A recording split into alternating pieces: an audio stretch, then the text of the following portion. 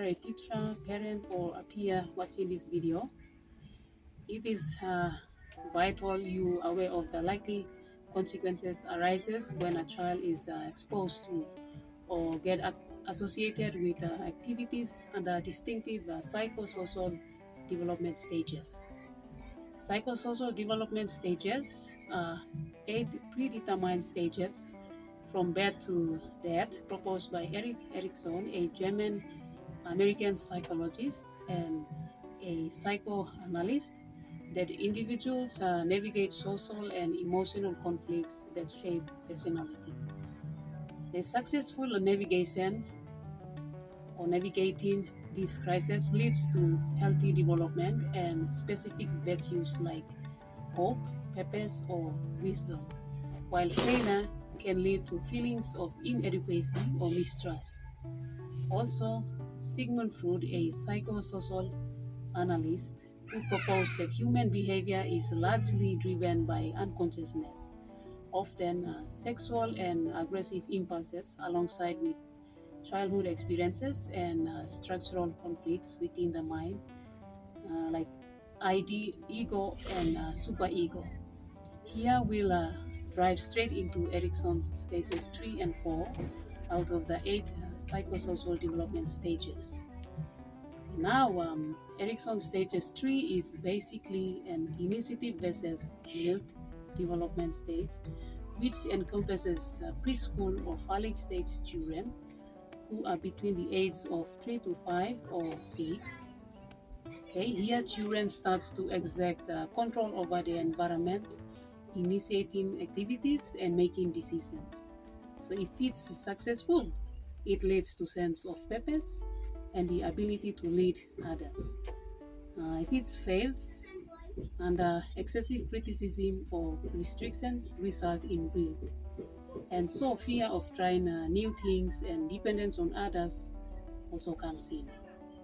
Under this stage, children explore the world around them more curious and enthusiastically.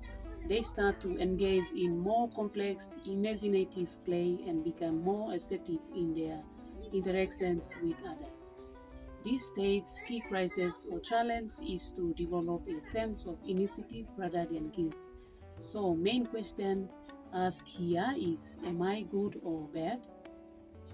Okay, there are some practical examples, like when a child or a young one creates something, they can experience joy and pride in their achievement and develop an initiative to take on new challenges.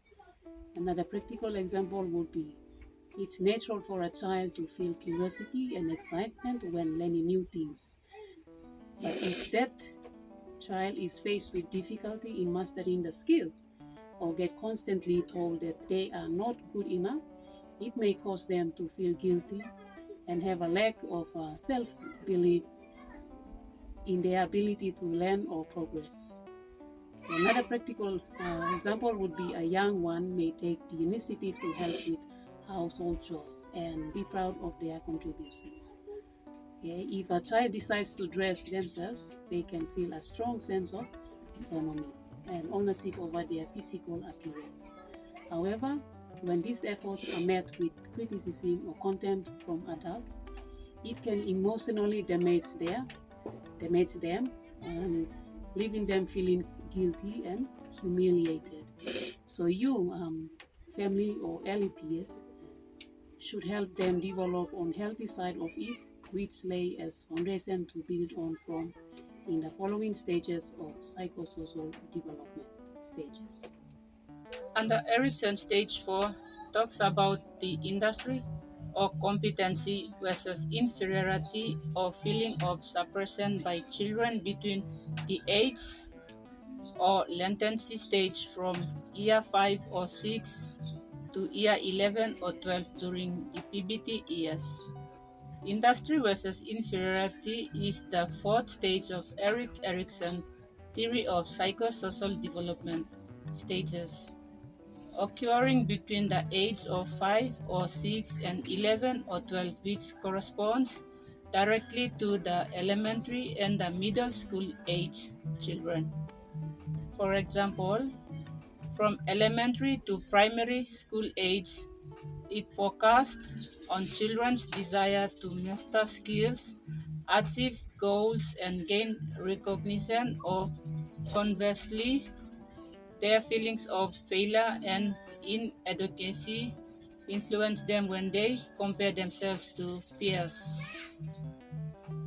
So, to achieve industry or competency, children learn to work hard, cooperate, and take pride in their achievement, whether in academic or at home.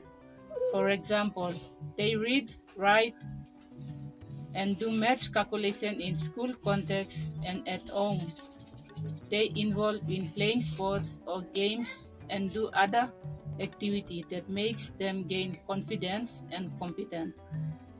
That is when they know that they can do or become good at what they are doing. They can gain confidence in themselves when compared to others or with their peers. Moving on to the inferiority or inadequacy, this is when a child continues or consistently fails in whatever they are doing. For example, in learning, if students do not speak good English, write, or even make mistakes in math, calculation, or if being criticized because of the child's failure, who cannot keep up with their abilities and competency in measure up with their peers. When that happened, the child started to question his or her ability in doing something. Now that they may ask such questions as, can I make it in this world of people and think? If they succeeded, it brings a sense of competency and pride in accomplishments. However, failure leads to dissatisfaction and doubt about their abilities.